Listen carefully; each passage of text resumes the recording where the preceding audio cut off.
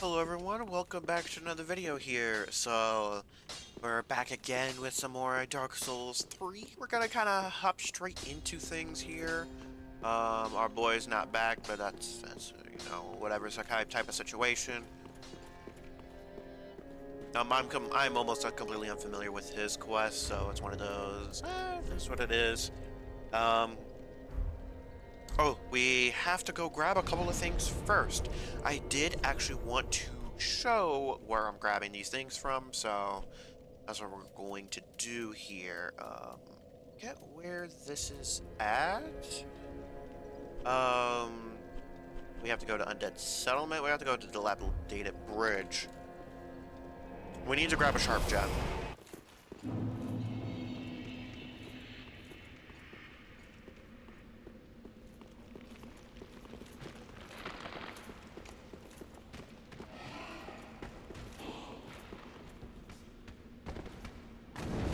Beautiful.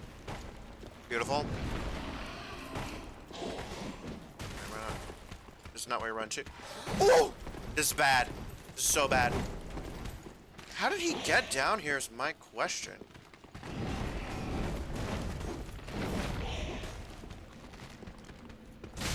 Hold on a second. Maybe, I think I might have jumped down the wrong one, but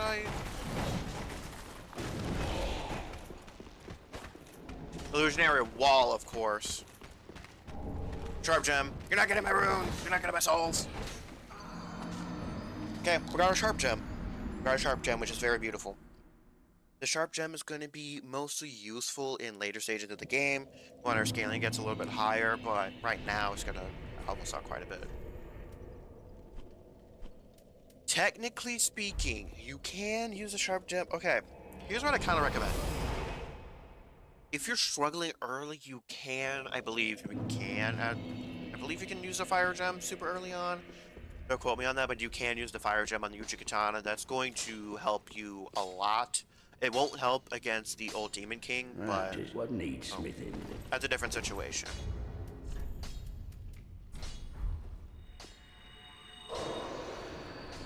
Alright, we got a Sharp Gem.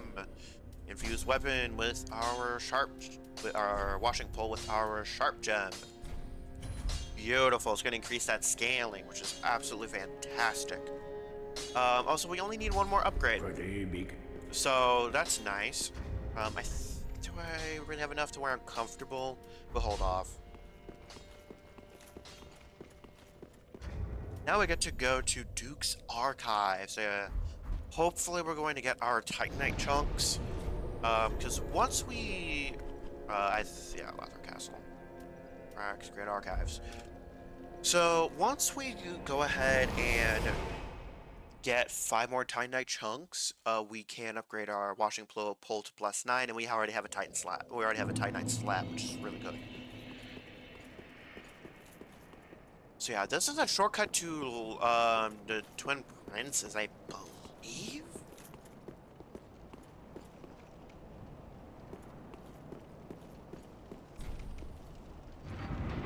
I don't like Grand Archives.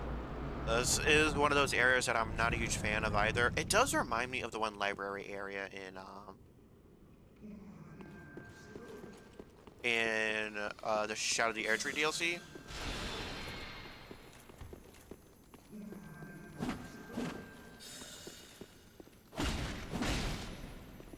Gonna get whacking him.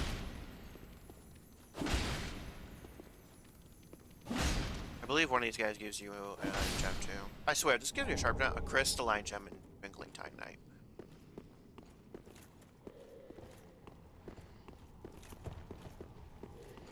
Just keep in mind, I'm not super familiar with this area, so...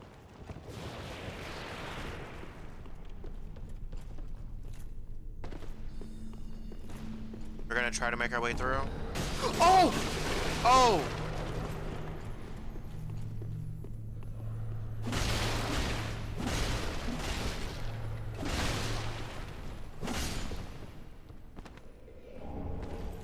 We got our twinkling titanite.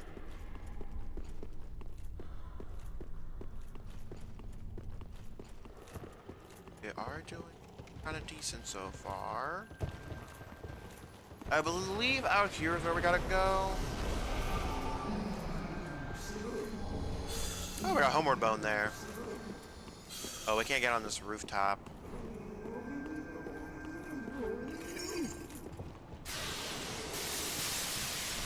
I swear, if we somehow magically...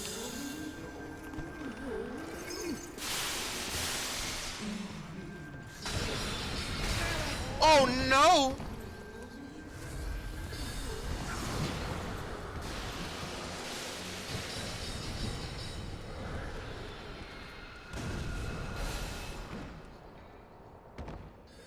I have no clue where I am. But I'm kind of getting everything that I don't actually want.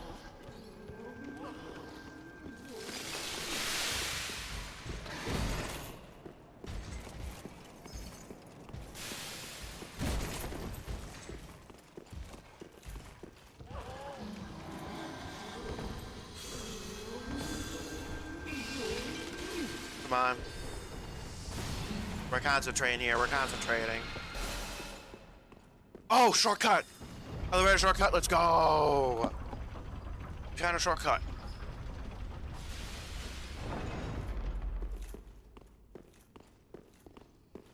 To where?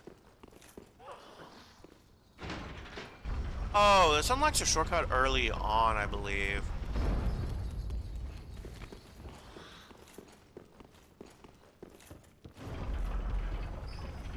I'm not sure where the shortcut is, but great that we unlocked it. We're gonna send that back down.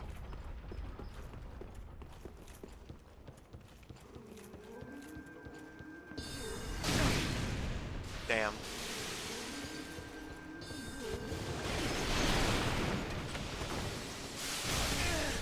Trying to skill which we don't need.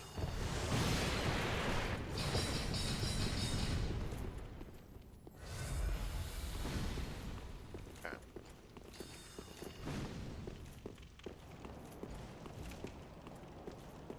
Now, this is looking a little bit more familiar.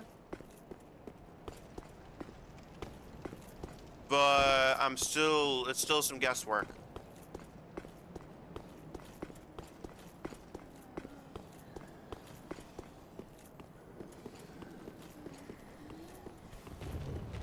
We're close. We're close. I know it, we're close.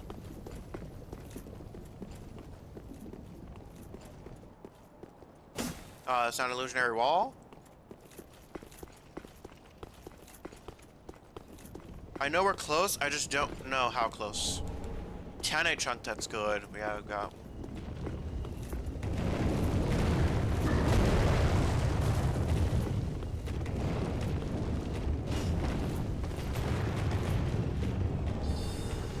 Oh, I did bone shard. That's pretty good. Oh.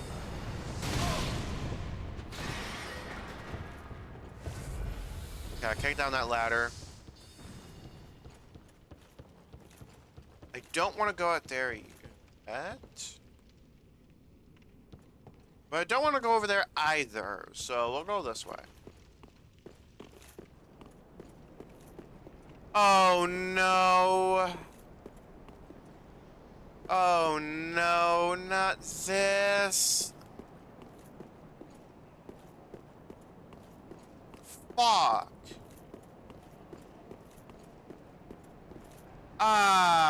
Y'all really gonna do me like this? Okay, how do I go about this? Do I lure one out? Oh, crap, he hit me.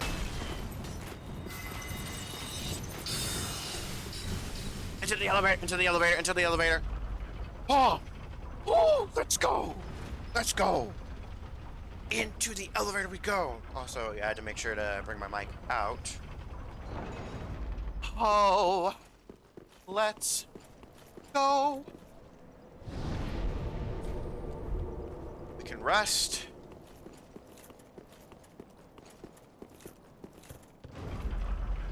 Now, at least our first attempt at the Lothric Princes, we're not gonna cheese. We're gonna try our best not to cheese. I don't remember this boss too much. If I'm being perfectly honest. Let's send this back down. Just in case we die. Oh, I should have done it on. I should have burned a shard. This is not the correct way, by the way. You have to go up those stairs.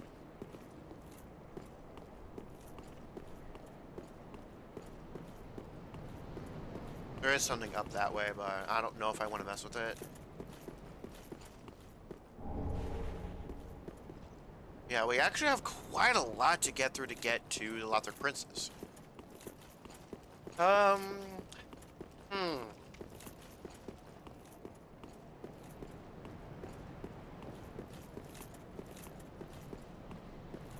We're going to try our best here. We're going to go through here. We're going to go through here. We're going to run up the side here. This is the problem area.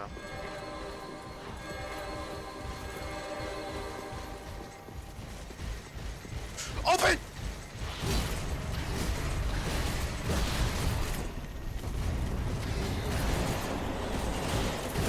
How do I get a Titanite chunk?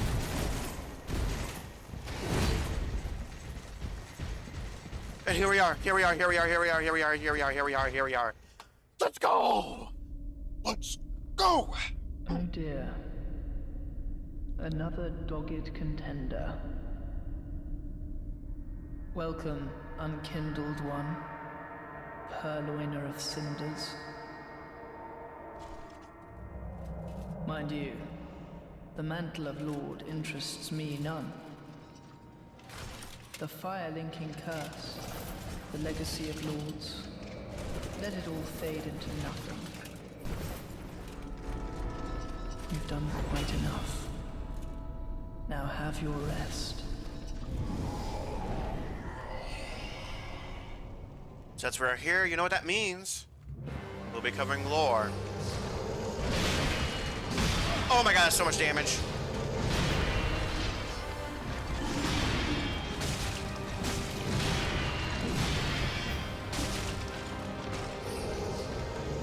I don't know where he's gonna teleport to. Holy shit!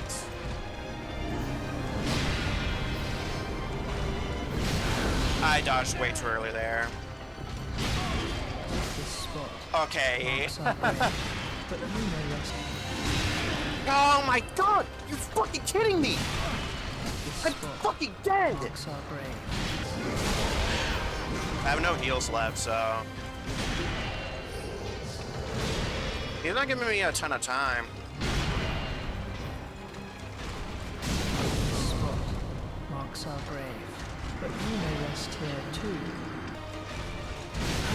Really?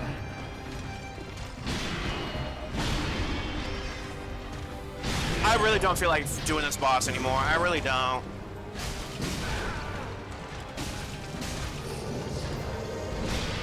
I literally don't have any heals.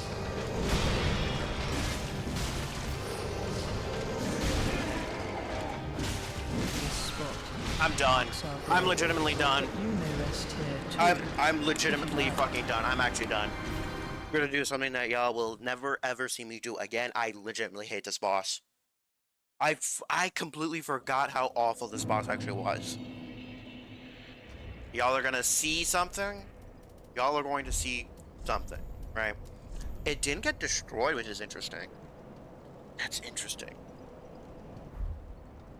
So first off, I'm gonna clarify a few things. Editing me, you have to put this in. You have to put this in. You have to put this in. Editing me, you have to put this in. Under normal circumstances, there are two bosses you really should be fighting before Dragon Slayer Armor and Lothric Princess. And technically speaking, you should be at a way higher level than this by this point. Just saying. Just saying, you should be at a way higher level than what I'm at. And those bosses are the Osiris the Consumed King, Ancient Wyvern, and Eudex Gundyr. Those are three bosses that realistically we should have fought by this point.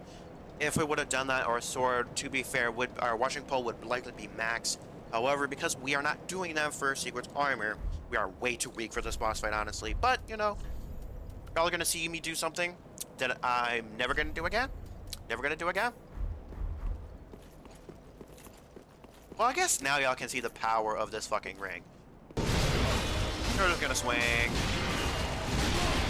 So yeah, I legitimately can't die with this ring on. This is what I usually use for recording. We do have to be careful here.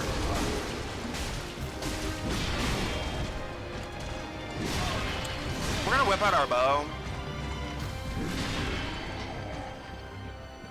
He needs to be out around here. Buddy. Get your slow ass over here. It's gonna be a little bit easier for us, but the cheese is really difficult to set up. It needs to be here exactly, though. Find him here. Okay. You see second phase here. I don't feel like dealing with this fight. I don't. In my opinion, this is the worst of the Lords of Cinder, by far. I'm on my way.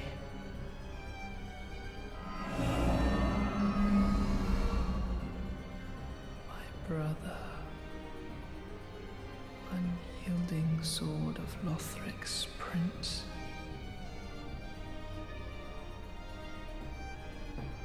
Rise if you would.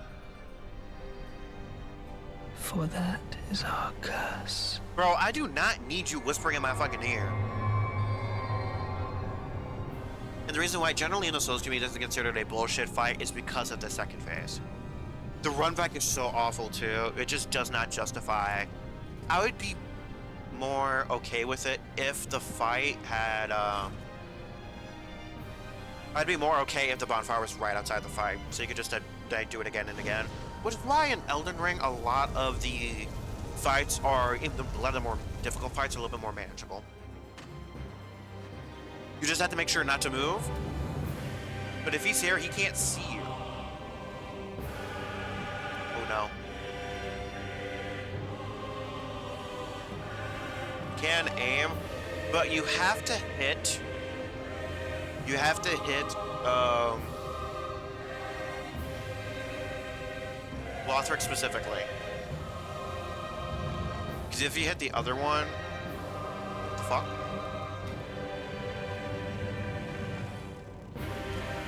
Why is it going through? Yeah, as you can see, I was in a worse position, but I can see the amount of bullshit that gets thrown at you.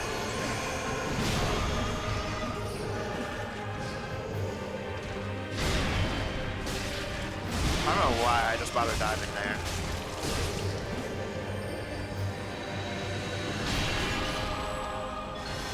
Oh yeah, and the other one casts spells too while you're doing this shit.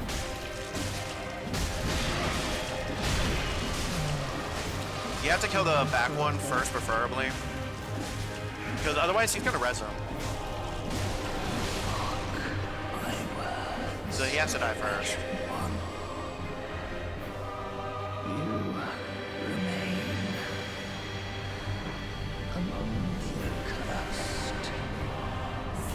Not like we're gonna get any runes from this. So yeah, there are lots of princes, and there you can see how absolutely broken God mode is, for example. Alright, y'all are gonna see me travel to a bunch of places. We are going to travel to Yurdisk-Gundyr. That fight. So keep in mind a couple of things. Do not fight Lothric. Do not follow my progression here. You will definitely want to go to other places first. We're just going back to equipping this, I guess. This. By the way, if you think that fight was bullshit, wait till we get to later shenanigans. But we're gonna jump off. This is what I usually do at the end of all of my, whenever I, record with no HUD and areas, I always jump off at the end. That's why my level is so low. That's mostly just to fulfill a condition.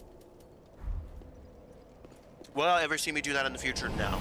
No matter how hard any of these future bosses are going to be, y'all will never see me do that. Specifically because I do not. I'm like after this, I plan on going back through to Osiris the Consumed King, um, and find the Ancient Wyvern. Not Unix Gundyr though. We don't need to. So Lothric, they give you the greatsword. That's it. Now. We are still going to hold on to their soul because why not?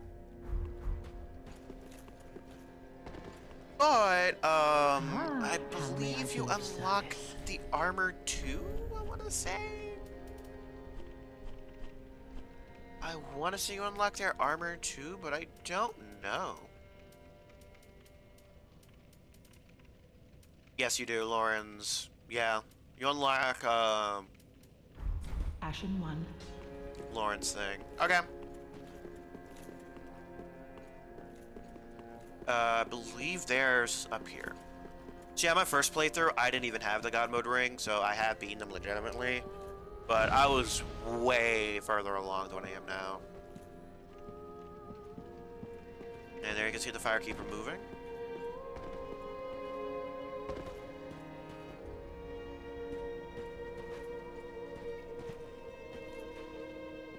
And we're like, by the way, the only reason why we're doing this is because I want the Lord, the Ring of Favor +3 to wear Sigurd's armor. That's it.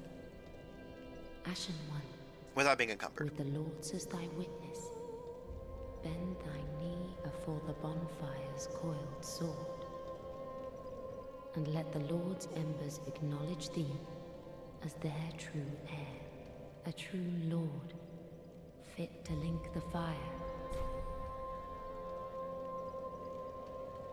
Farewell, may the flame. Okay, we're gonna kneel by the fire. I'm gonna let y'all see this cutscene.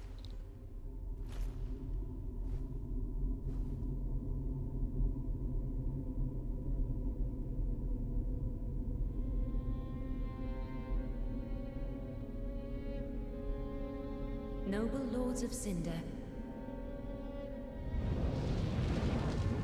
the fire fades.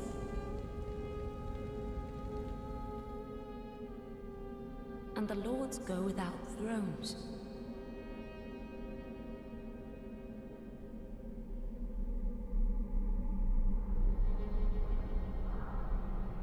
Surrender your fires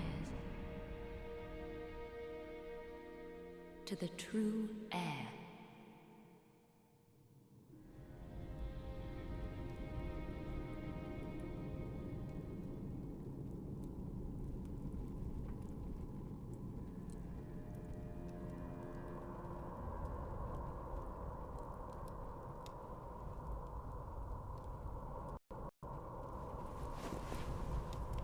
Just drop my controller. That's why I was stuttering a little bit.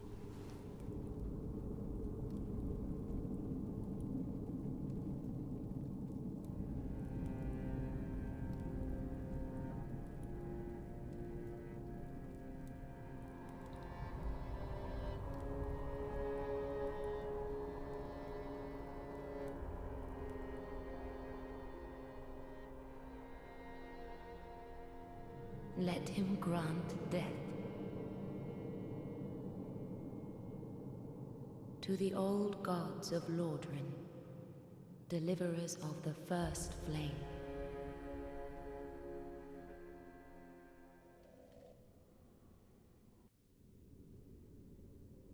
Alright, and here we are, killing the first flame.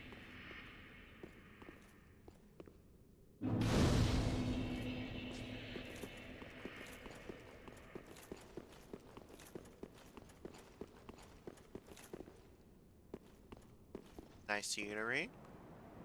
Keep in mind, we will not be finishing this episode out with a boss or anything like that. What? No!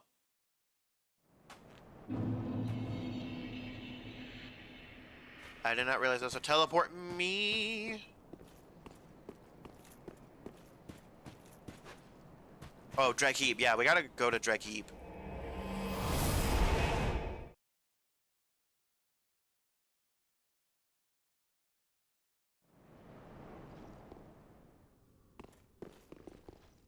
Like bonfire.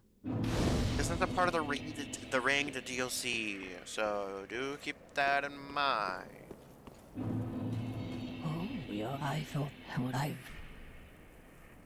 Do we have Well, this one? that you thinking? I don't know if we do. Oh, we can purchase items. Keep your mouth at least. Okay.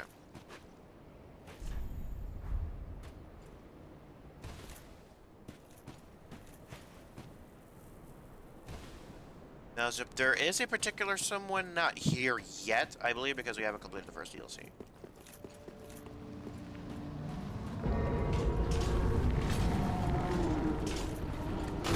Oh, you bastard.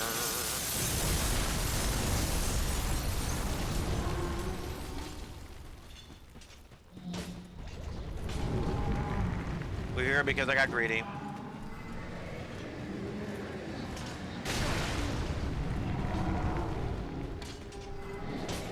I think we actually have to come down here, though.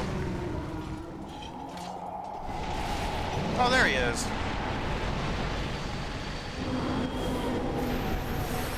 Oh, what?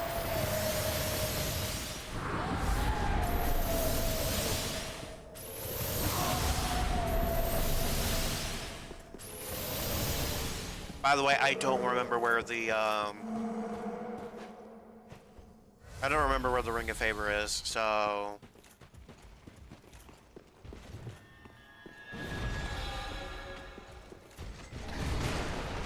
That's obviously not it.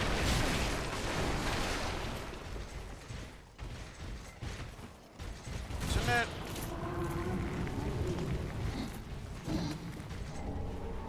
That ain't it.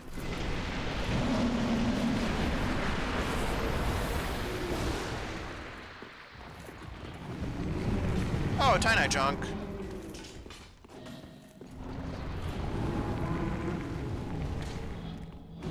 Okay, I have literally been wrong on every single guess.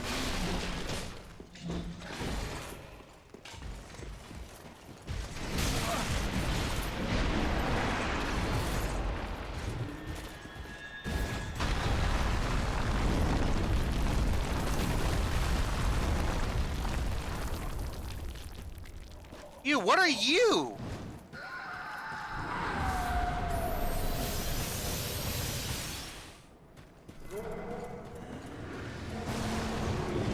If we manage to get to a certain somewhere.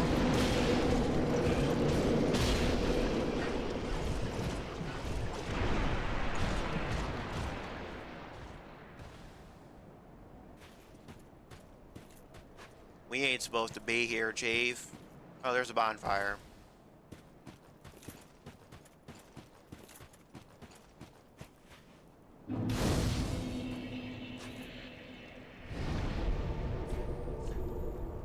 Yeah, we still gotta go to Drex Heap.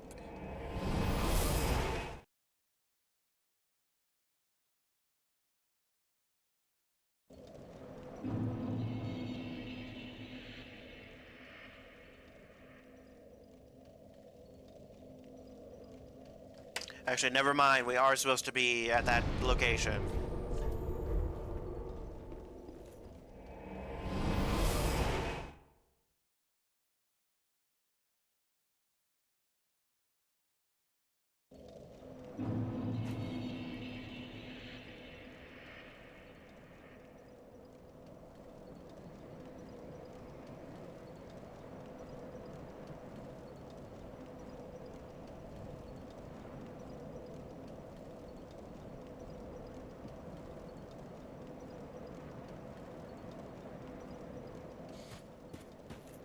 Alright, we're on the move.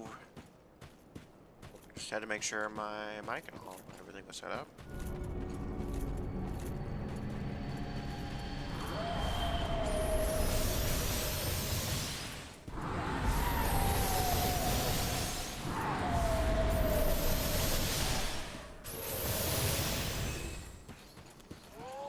We're making through the...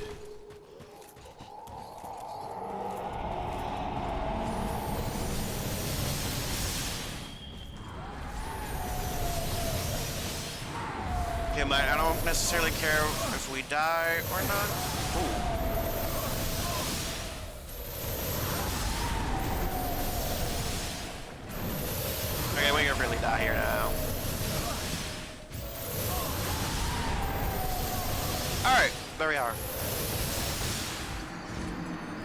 Okay, we have the Ring of Favor, +3. And don't worry, we'll go over everything before, you know, we, cut the episode off and everything.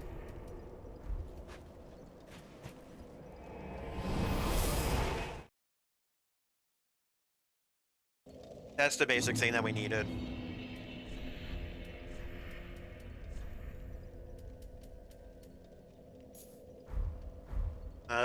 It makes it slightly better, but I'm pretty sure I still cannot wear Sigurd's full armor without being heavy. I can barely do it. I can't wear the shield though, which is a little bit of a problem. Yeah, wearing the Grass Crush shield would put me way over.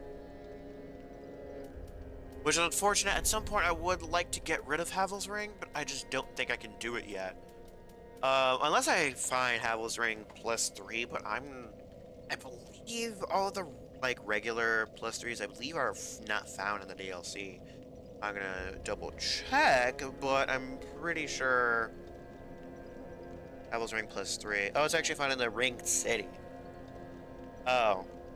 Never mind. It's deep in that DLC, so never mind. We're gonna keep it like this. Grass Crush Shield isn't particularly useful anyways. It's like a negligible stamina increase. It's not as big as it was in Dark Souls 1.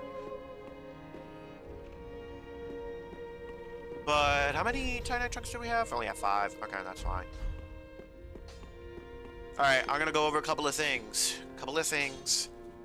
Well, yo, look at Andre here. I'm gonna go over a couple of things. And some giant elephants in the room. Just some giant elephants in the room. Not just myself. So, obviously, Loremi is gonna cover the Electric Prince's lore and that whole thing after all of this, so make sure to stick around for lore discussion on him. Okay. Discuss a little bit. Now, in terms of progression, for those of you that are running through Dark Souls 3 for the first time, do not, and please do not do the route that I just did. Don't go from Yorm the Giant / Aldrich Sand of the Deep. Don't go from Dancer of Boreal Valley to Dragon Slayer Armor. Don't do that. And don't go from Dragon Slayer Armor to Electric Princess. You kind of saw how much damage I was taking and how little kind of damage I was dealing because of that. So just keep in mind that you don't want to do that. You just don't. You definitely want to go into an optional route, which you will see in the next episode. You want to take care of Osiris the Consumed King and the Ancient Wyvern first. The Ancient Wyvern is super easy. Don't worry about the Nameless King until way later. Nameless King is going to be the second to last boss that we take care of.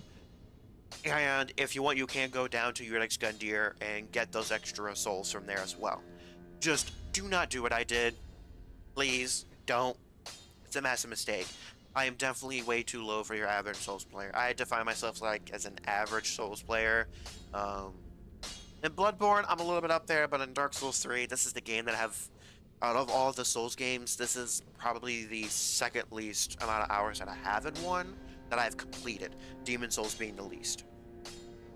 But the furthest that I've kind of been in a while, so do keep in mind that I have not fought a lot. I've only fought a lot of these bosses one time. And it's been a long time since then, so when we get to Slave Knight Gale, it's going to be a little bit rough to start off with, but we're going to keep going, we're going to keep pushing it. Sister Freed is going to be a little bit rough. Champion Gravetend, a lot of these DLC bosses are going to be a little bit rough. However, we are for sure not going to be using God Mode Ring ever for another boss. Lothar was one exception. No matter how difficult any of these bosses are, that's how we're going to run it. Even Nameless King, and yes, Nameless King is a pain in the ass, but we have a strategy for him that involves the bow, so that's where the bow is going to come in clutch for us, is for Nameless King specifically. The rest of the bosses, we're going to be using our faithful washing pole. We're going to keep grinding, we're going to keep, we're going to keep pushing forward. Next episode will be Osiris the Consumed King and Ancient Wyvern, and we might start the first DLC. We might start that first DLC, kind of depends. I believe we can combine that area and Nameless King to... I mean, not Nameless King, but that area with the Ancient Dragon area and the first DLC together. Y'all will get a warning if anything major kind of pops up. But no, thanks for tuning in, and I'm going to pass it over to Lorme.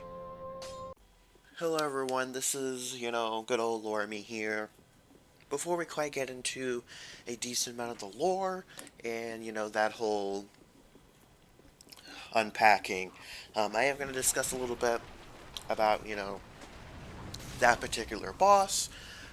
So, the last time I fought that boss, I beat him legitimately. Do keep in mind that a lot of these bosses pretty much...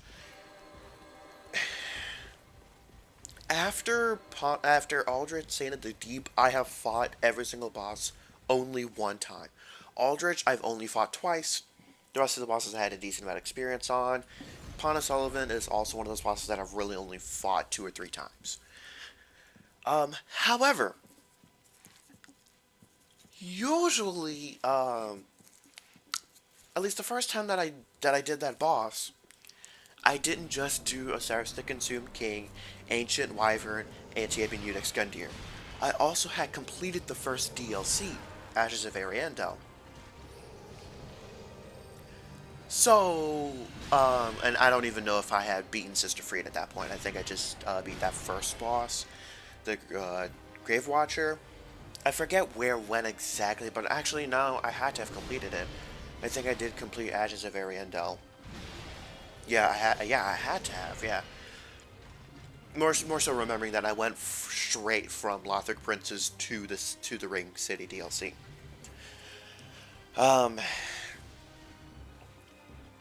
Okay, at some point in the future, I will be dropping a massive chunky wunky video on my personal rankings of bosses. Best to worst, like I'll probably drop a tier list of every single boss. I just want to make sure that I have fought every single boss a second time, just to change my thoughts, because my thoughts on Lothric Prince have changed. Also, my thoughts of Aldrich Saint of the Deep has changed. Same with Pon of Sullivan. I appreciate Pon of Sullivan a little bit more. I think it's an absolutely fantastic boss to fight with an NPC summon, because I do find it interesting how his attacks are still telegraphed, however, they're telegraphed towards different people, so it's kind of cool. You kind of can't just ignore the NPC summon entirely. And I think it makes the fight some chaotic fun. Aldrich, I think, is a little bit better. Now, and the fact that Aldrich Saint of the Deep is essentially an anti-distance boss, because he throws out so many spells, but if you're at close range, it makes the fight a hell of a lot easier. Unlike that, Lothric is the opposite. Same with Nameless King, but Lorien specifically makes it to where you actually want to be at range. What is kind of strange and what I do not like is that the boss teleports only when you're in close range. And he always teleports mid-combo for the most part. Which I don't like because some of the times it breaks lock-on. And it can be disorienting. I don't like bosses that do that. It's fine if they teleport to a distance away, but they're still in camera frame. I really do not like it when bosses teleport mid-combo, because it makes dodging them kind of janky. Sometimes they will teleport during a move, and sometimes they won't. Specifically with this one. Now, for Winter Assault, the first phase is going to be a whole lot easier if you do the Ashes of Ariandel DLC and do all those optional bosses first. It's going to be way easier. Be warned though, you will still likely want to cheese that second phase. Mostly strictly due to the fact that the guidance on his back will revive Lorien. So Lorien is actually the Elder Prince that we fight for the first phase. Lothric is the one that hangs on his back. Lothric will revive Lorien if he goes down. And the fight will not end until Lothric is dead. Doesn't matter if Lorien's dead, it matters if Lothric is dead. So, that is something. Now, in my opinion, it's the worst of the Lords of Cinder fights. I think Yorm would probably be even worse if not for Sigurd. I think Sigurd's quest makes Yorm the Giant, in my opinion, one of the better Lords of Cinder fights. I think they do downgrade in quality after Abyss Watchers. I think Abyss Watchers is by far the best. Aldrich is pretty good because Anri's tied to him. And the lore surrounding him is a little bit dark. I think Yorm is probably the second best, then Aldrich, and then Lothric being by far the worst. And it's kind of ironic because the two worst bosses, in my opinion, in terms of late games, this is, by the way, this is talking outside of some Bloodborne bosses. They both Consort and Miquella, the game has been out for a little. Shadow of the Erdtree DLC has been out for a while, but both Consort and Miquella, Radahn, and Lothric Prince both have someone hanging over them, and they both feel like a lot of bullshit. Both feel like a lot of bullshit. And I do know Radahn has been patched recently. I am going to go through Elden Ring on my own personal time. I'm gonna do a fresh playthrough, go through it on my personal time, and I'm gonna take on the DLC again. Just going through everything. Just going through everything. Now, okay. Actual lore time. Now that kind of got something off my chest. By the way, again, just to reiterate, the God Mode Ring will never be used outside of recording. I do still need it. For Ring City specifically, I just need it for Ring City. And, to get background footage for when I do these lore sections. Now, something I do have to keep, starting with Lothric Princes and lore. Dragon Slayer armor is basically a possessed armor set, if that makes sense. The armor set's being inhabited with some power. The armor set is Ornstein's armor, I believe. I believe it's Ornstein's armor. However, I believe the shield and weapon belong to someone else, but I don't remember. But yeah, that's Ornstein's armor being inhabited. Actually, no, it's not Ornstein's armor, it's someone else's armor, I think. Anyways, pressing onward, it's an armor set that's being possessed by someone else. I believe, actually, Ornstein's armor can be found in the Ancient Dragon area, where the Nameless King and Ancient Wyvern are. Okay, so I'm back after doing some double checking. So, yeah, thankfully I made sure to double check, because the Dragon Slayer armor is indeed hollow. There is nothing in it. It's being imbued with magic to move around and stuff. There are some theories that it's Havel's armor, which I can see why. The problem that I find with this is the location of it doesn't make much sense, and technically speaking, we can get a lot of Havel's items in Farron Keep. I kind of doubt that armor set would magically just move all the way over there. But Dragon Slayer himself doesn't necessarily have that much lore. Some have believed that it was Ornstein, but it's just not. The lore of it literally states that the armor is hollow. Ornstein's armor is actually found in, I think it's called Archdragon Peak.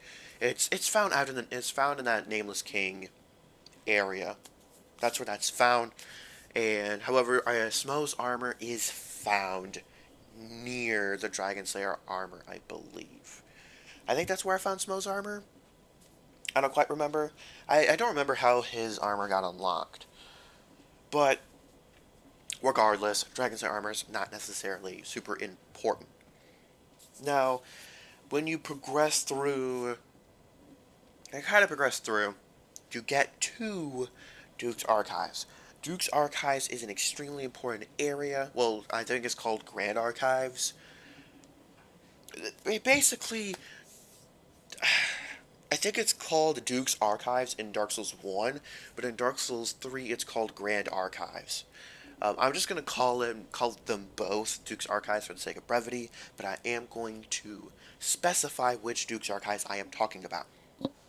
So, in Dark Souls 1, Duke's Archives is headed up by Seath the Scaleless, who was granted a Lord title by Lord Gwyn for betraying his own kind, since Seath did not have stone scales, so he wasn't necessarily granted that level of immortality, but he would end up seeking it and getting it through exploration of magic. And he's basically the master of all magic.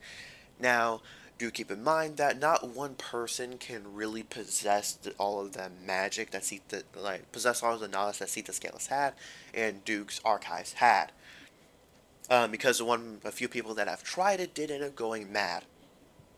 By doing some character quests, you can find that in Dark Souls 1, and sort of similar situation happens in Dark Souls 3.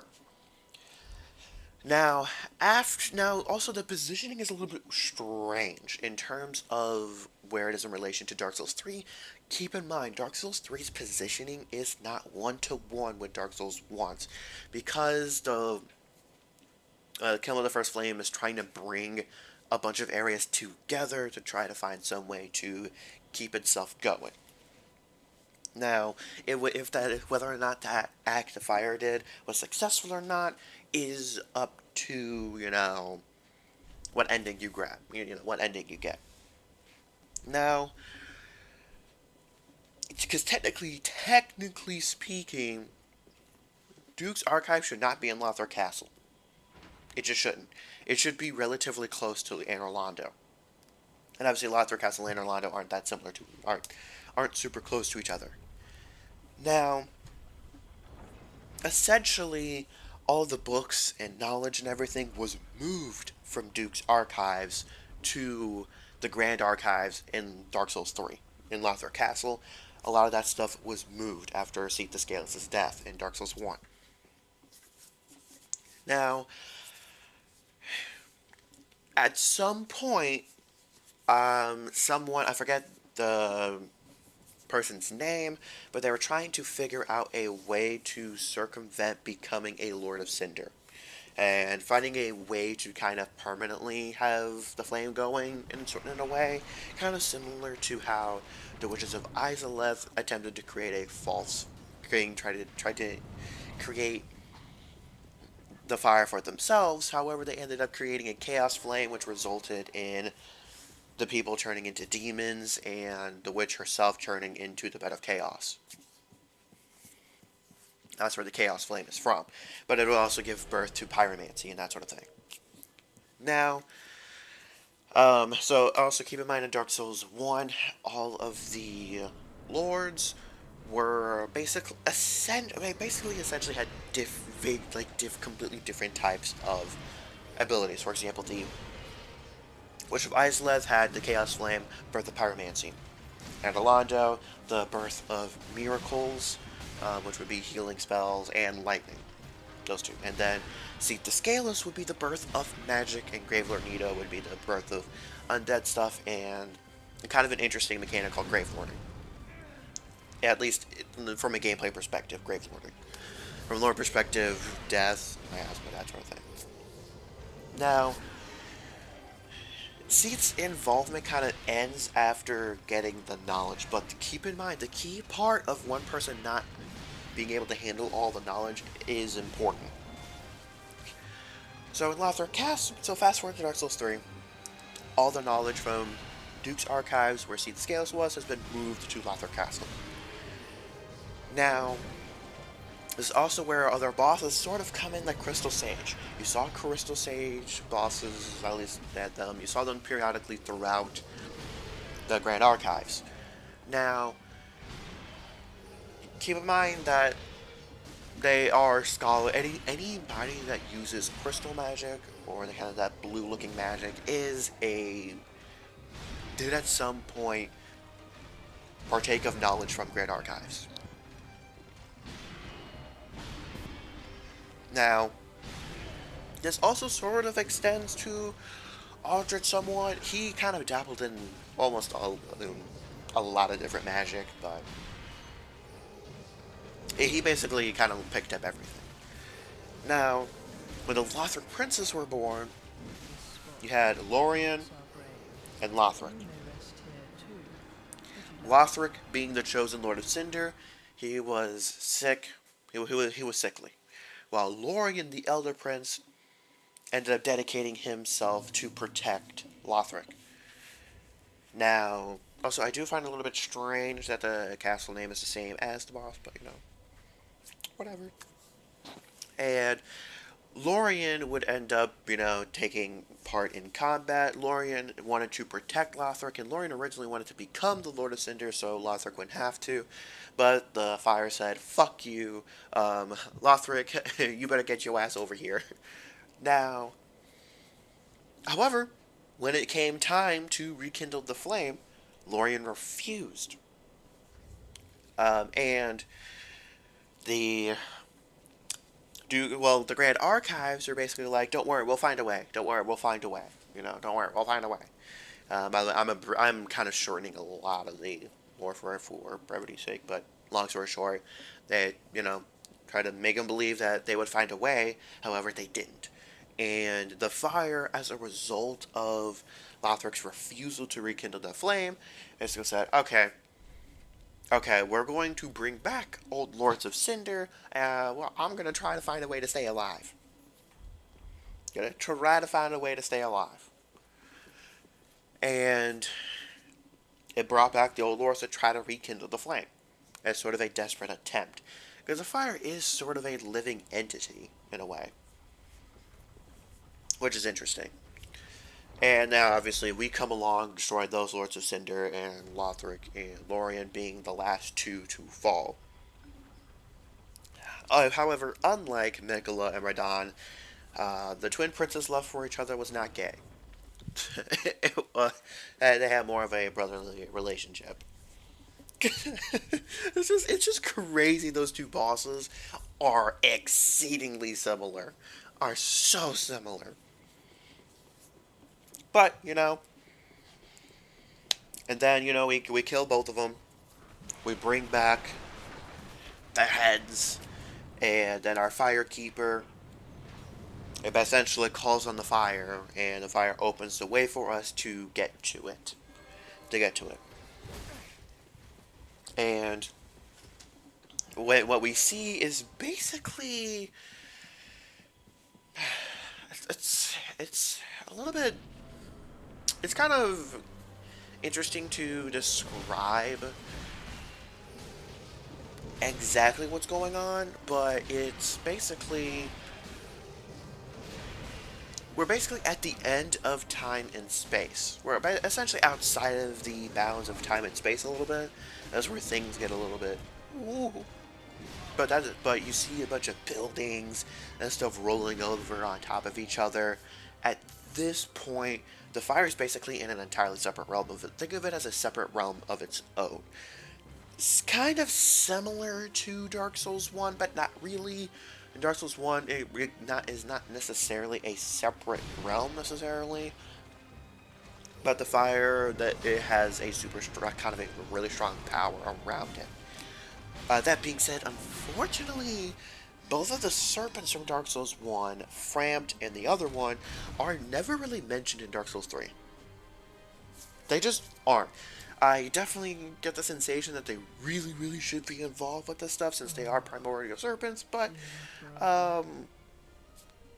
it's a little bit strange that they aren't, but I personally believe that it was an oversight. There was a lot of care and references to Dark Souls 1, but I think that one just got collected, even though I don't really understand why. It might not have been able to find a place for them to fit properly in the story. So, going through Dreg's Heap, we won't necessarily be touching much of the Dark Souls 3 DLC's lore until later on. What I will say is that the lore, for the most part, is self-contained. The only exception to this being Ringed City and its connections to the the Pygmy, which originally in Dark Souls 1 was theorized to be Manus, Lord of Abyss. I just do not believe that. It doesn't make too much sense in my opinion. I just don't believe it. And also Solar Cinder we will be covering. We will be covering when we get, to Nameless King. We'll be going from Nameless King to Solar Cinder, and y'all will see the Lord of Hollows ending, of which we'll be discussing about, and my personal thoughts on the ending, because I have not seen it. I don't know what it entails. I have not seen it, so it's the only ending that I have not seen. I saw the other ending on YouTube because I wanted to make sure, but the Lord of Hollows ending seemed to require a lot of steps, and I personally usually consider the endings to require a decent amount of steps canon. Like in Bloodborne, us turning into a Cthulhu, I can consider to be the quote-unquote canon ending, because it requires a decent amount of setup for it. Similar situation with Stellar Blade. Even though that one doesn't necessarily require that much setup. But, yeah. That's all the lore doodads. A couple of things before I let y'all go. First and foremost, yes, I do know Remnant 2 DLC is dropping on the 24th. I am so excited to play that. I won't necessarily be making a video on it or anything like that. I might do a general review of Remnant 2. I don't know. It depends. Let me know what y'all want in the comments below. But do keep in mind, we're getting closer. We are less than a month from when I'm going to be able to play Sparking Zero, because I'm, of course, pre-ordering it, so I can play a few days early. I definitely will be making a video on it. However, let me know if y'all want to see it streamed a little bit. Let me know if y'all want to see it streamed a little bit. I will not... The story mode, for sure, will be on YouTube. However, maybe, I'll do a little bit of exploring around with the different characters. I don't know. Let me know if y'all will want that streamed or not. Maybe if someone else is available, maybe we might do some matches or something. Kind of depends. But on that note, y'all will have Osiris the Consumed King. So next you'll have Osiris the Consumed King, Ancient Wyvern, and assumedly, just massively assumedly, the Ashes of Ariandel DLC in the next video. The following video being the Ring City DLC, which is going to take the most amount of time. And then y'all will have Nameless King and Solar Cinder left. So that'll be 3 videos until the end of Dark Souls 3. But on that note, thanks for tuning in, and I will catch y'all on the flip side.